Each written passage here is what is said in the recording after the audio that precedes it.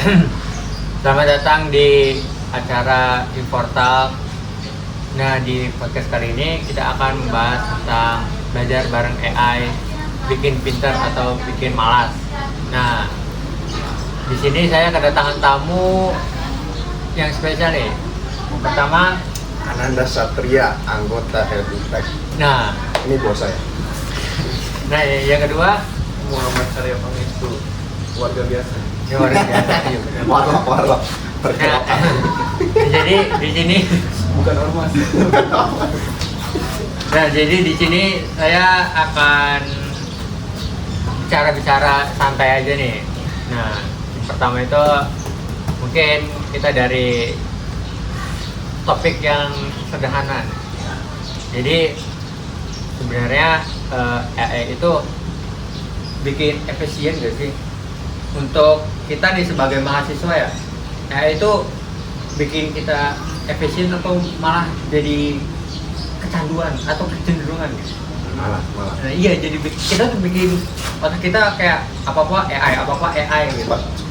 Nah, jadi menurut kalian gimana ya pendapat kalian? Mungkin bisa ini dulu deh, jelasin dulu AI itu apa sih dulu. Oh iya, Nggak tahu kan kita lagi bahas AI ini. Boleh. Jelasin dulu artinya itu apa Bisa, dulu. Boleh. Jadi AI itu suatu sistem yang dirancang untuk menirukan sistem saraf jaringan otak manusia. Jadi dia itu kecerdasan buatan sesuai namanya, teknologinya gitu ya. Ya. Jadi dia itu dengan komputer merancang programnya itu dirancang agar mirip dengan cara kerja otak manusia.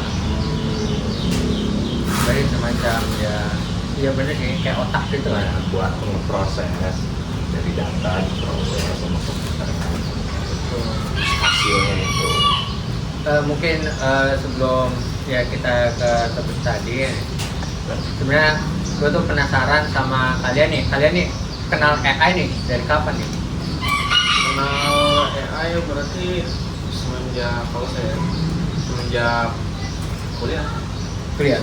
Ya itu AI yang saya mengenal AI yang benar-benar mulai saya gunakan secara untuk produktivitas. Biasanya AI-nya itu sebelumnya itu kan AI yang hanya tersedia sebagai tools kayak misalnya di filter gimana itu tadinya saya tahu mulai AI. Sejak kuliah belakangan beberapa tahun belakangan. Kalau dari saya sih udah tahu lama ya itu jenisnya kayak gimana. Ya kayak ini aja Google Assistant kan masih AI juga basisnya bantuan. Terus paling kan yang mulai masif itu kan yang dari ramenya ChatGPT dulu tuh tahun 2020-an kalau nggak salah. Iya. Yang masa-masa COVID. Masa-masa Awalnya itu COVID. masih belum nyoba sih, belum kepo amat. Paling kayak Google Assistant gitu doang. Tapi lama-kelamaan ya lumayan cukup ngebutuhin juga, ngebantu juga sekarang itu. Iya. 2020. Ya kalau gue juga waktu itu ini sih waktu SMA tuh zaman akhir tugas semester akhir semester tuh kan di situ kan bikin makalah kan. Nah gue tuh ketemu ChatGPT nih dari TikTok lah gitu, katanya pakai ini aja kalau buat ngituin makalah. Nah awalnya tuh gue tuh nggak tahu kan kayak kalau misalnya ngituin makalah kan dari referensinya itu kan amburadul tuh. Kayak cuman ngetik ini doang kayak pertanyaan terus nanti dijawab sama GPT-nya, cuman nggak tahu kan kredibilitasnya apa gitu.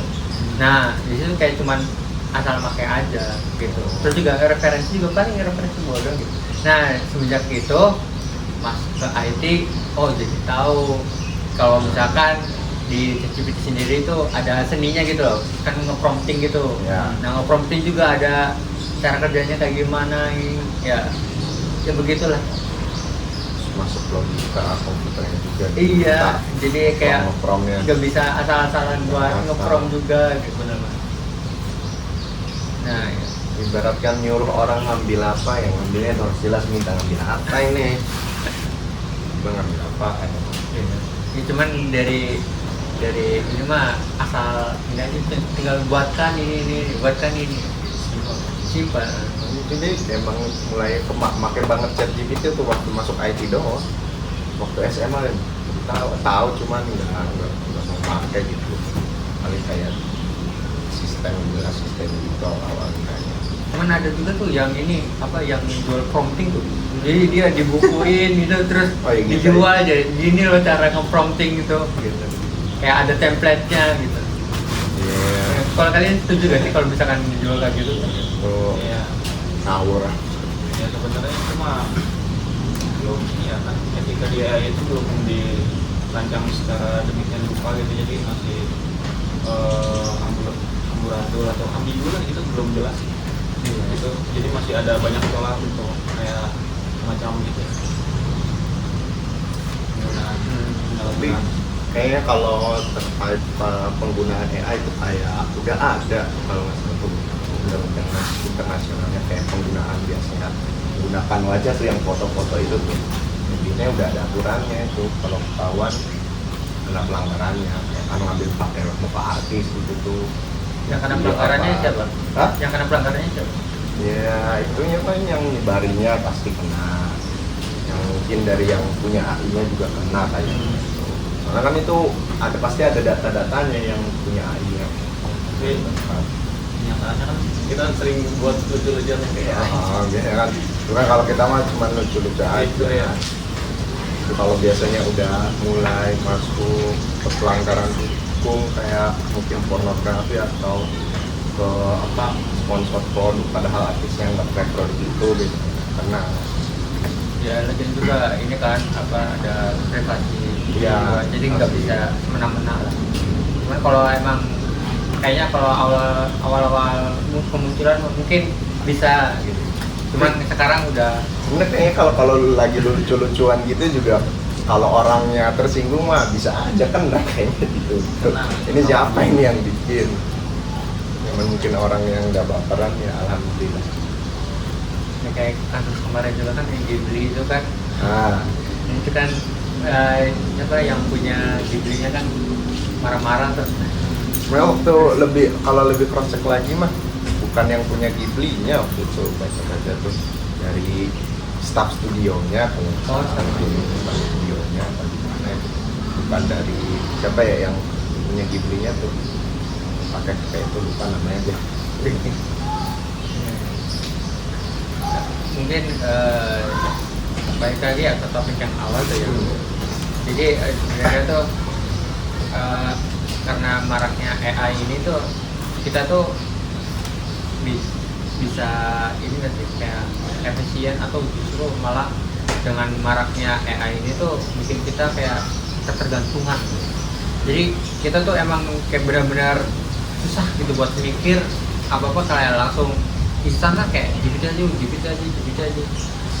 Ya mungkin ada banyak juga kan prom-prom yang bisa benar-benar bikin kayak apa, benar-benar asli gitu. Terus juga ada juga banyak tools kan kayak buat mencari jurnal juga ada AI-nya sendiri, terus buat kayak cross check AI-nya lagi juga ada kan. Nah, tapi kalau dari kalian nih dengan fenomena yang kayak gitu tuh gimana? Kalau dari saya sendiri maraknya penggunaan AI sekarang itu bisa menjadi ini ya, pisau bermata dua ya. Jadi kalau seandainya kita hanya menggunakan AI tanpa memahami apa itu yang ada di AI itu, kita cuma nyuruh dia menjawab ini, tapi kita jawabannya itu yang dari AI sudah kita baca, bahkan kita nggak paham gitu. Nah itu hanya akan berdampak buruk buat diri kita kalau misalnya kita pahami gitu. Jadi kalau di dunia coding sekarang ada yang namanya vibe coding. Jadi kayak kemarin di thread itu ada orang yang dia itu bikin program dari murni menggunakan AI. Nah, baru di develop beberapa hari. Nah, si aplikasinya tuh kena attack, diserang. Nah, jadi yang tadinya tuh ya orang yang bikinnya tuh jadi bingung, dia tuh karena dia basicnya bukan orang IT ya, nah, dia tuh bingung cara menanggulinya gitu, menanganinya ya gitu. Jadi pentingnya memahami apa yang AI keluarkan itu. Nah, itu akan, kalau misalnya kita cuma menyuruh doang, nanti ya itu dampak buruk buat kita juga karena ya itu efek dari males ya, kalau itu males baca gitu, literasi minim literasi. Iya, kalau saya setuju juga. Ya ibaratnya kalau AI itu jadi asistennya kita, bosnya. Kalau bos kan kalau nyuruh asisten tahu juga gitu apa yang kita minta, apa yang pas dikerjakan sama asisten gitu tuh apa. Terus tapi nyatanya kan kebanyakan kalau di Indonesia ini kan kesannya tuh pakai AI ya buat ngerjain tugasnya dia aja, kerjain nggak dicek ini bener apa enggak, tugasnya yang penting udah selesai gitu. Paling cara penggunaannya aja. Jadi kalau bisa sih sebagai asisten lah. Berarti iya emang juga, cuman saya tuh kadang bingung juga sih sebenarnya kalau ini. Kadang saya tuh kalau gunain AI itu emang benar-benar kalau bisa dibilang kebergantungan sih bisa juga, cuman ya mau gimana gitu ya, soalnya udah zaman juga udah kayak gini, kayak serba cepat gitu. Jadi kalau kita nggak bisa gunain AI juga kayak apa ya, dibilang ketinggalan juga. Jadi emang benar-benar kayak itu sebenarnya bikin, ya benar kata Mas Esi tadi, kayak pedang bermata dua lah gitu. Jadi tergantung cara kita menggunakannya itu ya. Berarti Iya. harus kita gunakan secara seefektivitas mungkin. Jangan sampai sekarang AI kan bisa menjawab seluruh pertanyaan kita. Nah, kita tuh harus menggunakan kemampuan AI ini untuk menambah pemahaman kita. Sehingga kedepannya skill kita bertambah, bukan si AI-nya yang nambah pintar, tapi kita juga harus nambah pintar. Kalau misalkan ini mah kadang bikin jadi kayak seolah-olah itu tuh sebagai murid gitu, nah AI itu sebagai guru kan Kalau teman belajar bisa. jadi kan emang keunggulan dari AI ini kan bisa store data yang luas gitu kan. Nah jadi kadang tuh kalau misalkan belajar nih daripada bayar mentor kan mahal-mahal. Mungkin kalau kita kayak mau tahu dulu nih basicnya gimana kan bisa belajar tuh dari GPT gitu ya. Cuman kekurangannya juga sekarang GPT tuh bayar juga. Iya benar, perlahan-lahan. Ya.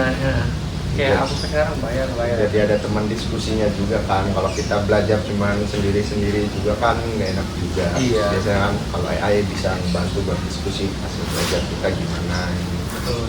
Apakah hasil kita belajar tadi tuh masih ada kurangnya atau harus ada yang ditambahkan, bisa juga membantu sama AI. Jadi kalau kalian semenjak ada AI ini kan, kalau dulu kan pasti kiblatnya kan YouTube kan. Nah, apa emang sekarang masih ke YouTube atau yang memang udah sekarang GPT aja lah gitu? Mungkin maksudnya Google ya? Iya. Sekarang ya ini efektivitas, saya menggunakan semuanya itu tergantung kebutuhan saya. Kalau saya lagi butuh reasoning atau penyimpulan, saya menggunakan AI karena menurut saya lebih baik. Kalau saya butuh penjelasan yang lebih detail, saya mencari artikel jurnal itu karena masalahnya dibahasnya itu secara terperinci. Kalau AI itu lebih ke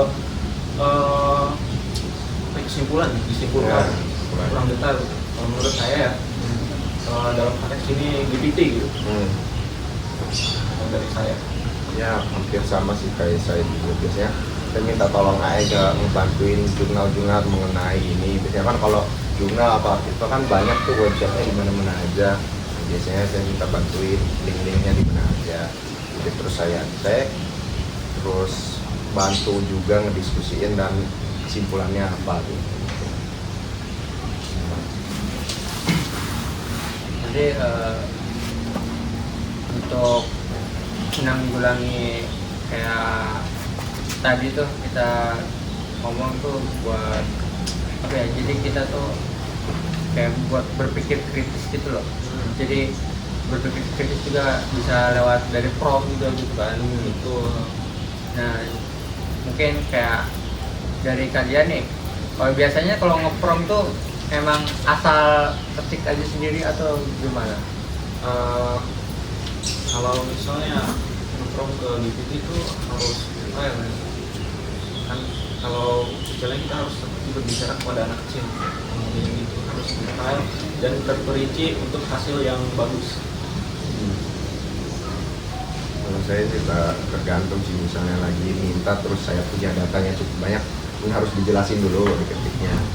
Tapi kalau awalnya mintanya yang versi simple dulu, terus kan dilihat oh masih ada yang kurang, biasanya minta lagi digantiin ininya.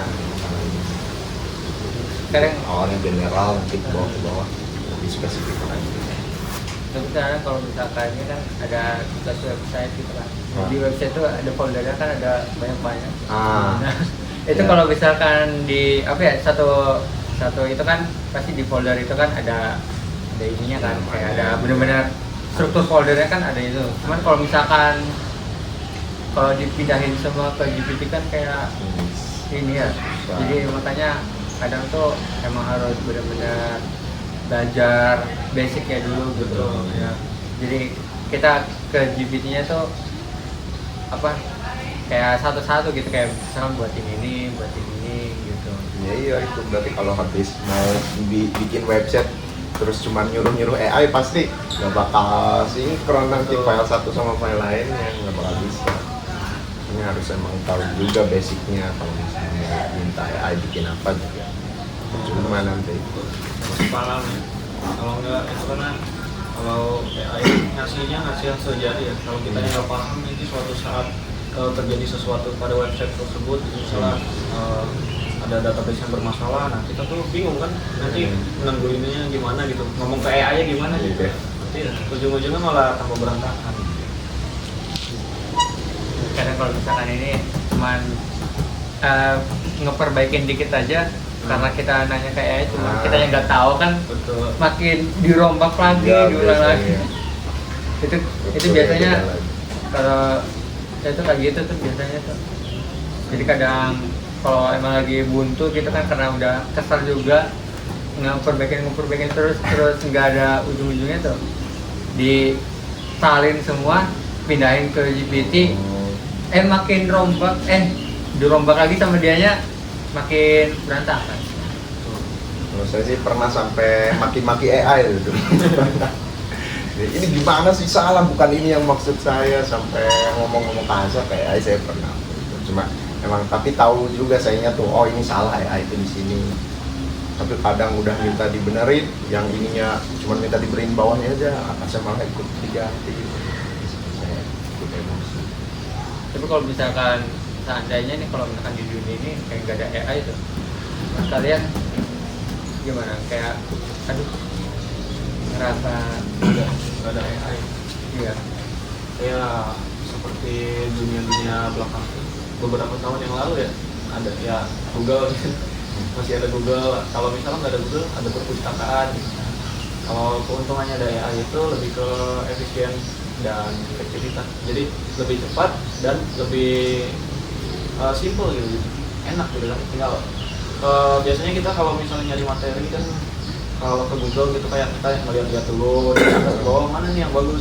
Kalau udah AI tinggal dulu gitu jadi gitu. Iya.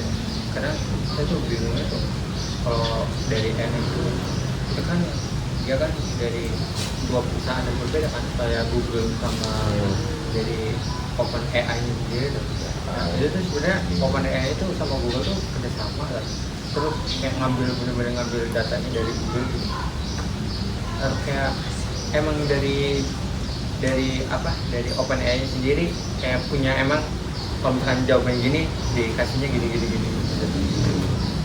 Ya ini ada kesepakatan kita berdua ya, terkait data-data big data yang digunakan gitu kan.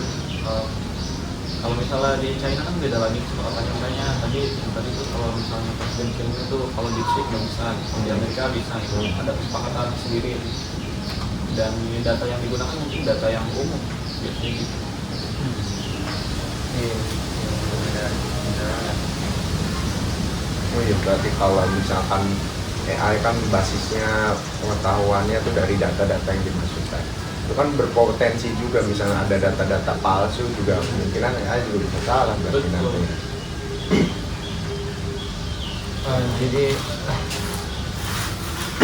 kalau misalkan ini berarti kalau 5 tahun ke depan lagi menurut kalian nih AI nih emang benar-benar udah kayak se Iya. apa ya gimana sih ngomongnya tuh? Perkembangan AI ya? Iya perkembangan AI tuh kalau menurut kalian Nah. 5 tahun ke depan prediksinya gitu. Dalam 5 tahun ke depan kalau prediksi sih setiap beberapa bulan itu AI itu mencapai kepintaran yang sekarang ini 2 kali lipat dari kepintaran saat ini setiap berapa bulan. Mungkin kalau dalam 5 tahun AI itu ada prediksi yang mengatakan kalau misalnya 2040 ya itu AI itu mencapai tahap singularitas dari AI tersebut. Jadi seluruh kecerdasan otak manusia dikumpulkan gitu untuk melawan si AI itu ya itu nggak mampu gitu. Kurang lebih gitu katanya 2040. Tapi kalau kayak gitu berarti apa ya emang itu kayak termasuknya kayak yang berbahaya atau emang apa ya ada yang ngendaliin kayak pernah ngerasa gak sih kayak misalkan kalau AI itu nanti kayak break the tembok yang besarnya itu udah kayak Terminator. kayak Terminator. Iya, kalau itu masih pro kontra ya. Iya. Seperti saat ini aja. Kalau misalnya dibalik orang yang punya power di AI-nya tersebut dia itu kayak dia tuh kayak melakukan untuk kepentingan dia sendiri itu bisa jadi berbahaya. Tapi AI itu yang mengembangkan AI kan dia itu berkonsisten gitu kalau misalnya AI ini bakal mematuhi privasi gitu. Ya semoga aja enggak. tapi mungkin karena ya apa ya bingung nih bilangnya nih gimana ya Ini ya perkembangan AI ke depannya ya harus dibarengin sama perkembangan ilmu pengetahuan manusia juga. Nggak bisa juga AI nanti berkembang kalau emang basic ilmu pengetahuannya masih di situ-situ aja mas. Berarti nanti kayaknya mah di Indonesia ada mata kuliah pelajaran AI gitu buat semua umur. Kan udah ada kita. Nggak tuh nggak ada ya.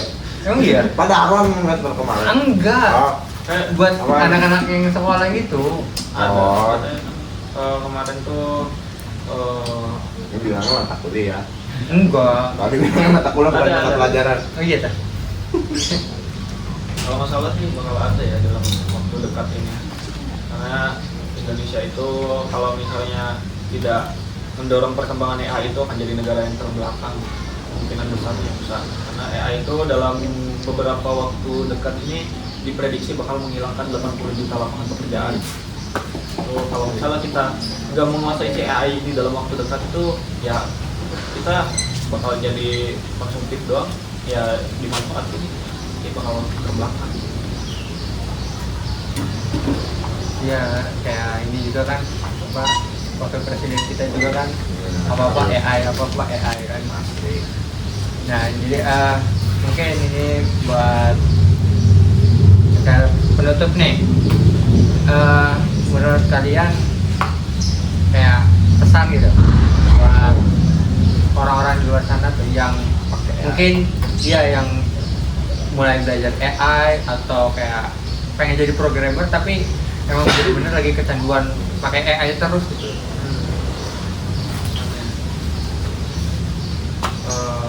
Pertama ya, kalau kalian menggunakan AI doang itu tanpa memahami apa yang terjadi di hasil outputnya AI itu, ya itu akan sia-sia gitu. Kalian gak bakal berkembang. Tetapi kalau misalnya kaliannya itu menjadikan AI itu sebagai alat produktivitas, kalian memahami apa yang dimaksudkan dikeluarkan oleh si AI itu, nah itu kalian akan semakin berkembang pesat. Jadi kalau kaitannya dengan lapangan pekerjaan saat ini ya, kalau skill kalian gitu-gitu aja, kedepannya kalian akan sulit mencari pekerjaan. Karena pendiri dari Nvidia di Kalibata tuh pernah bilang kalau misalnya AI itu tidak akan mengambil pekerjaan, tetapi orang yang mengetahui penggunaan AI yaitu yang akan mengambil depannya. Kalau dari saya pesan-pesan buat yang pakai AI, AI kan dari salah satu dari perkembangan ilmu pengetahuan ya. Emang kita tuh nggak bisa nolak juga karena ini dari kemajuan ilmu pengetahuan juga gitu. Berarti ya tinggal kita cara menggunakannya gimana. AI-nya tuh buat kita berkembang atau kita tuh malah malas-malasan saat menggunakan teknologi itu.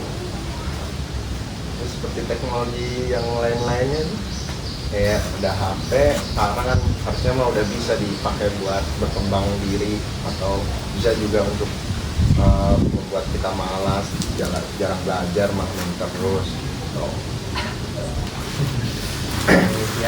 biar pekerjaan cepat selesai aja.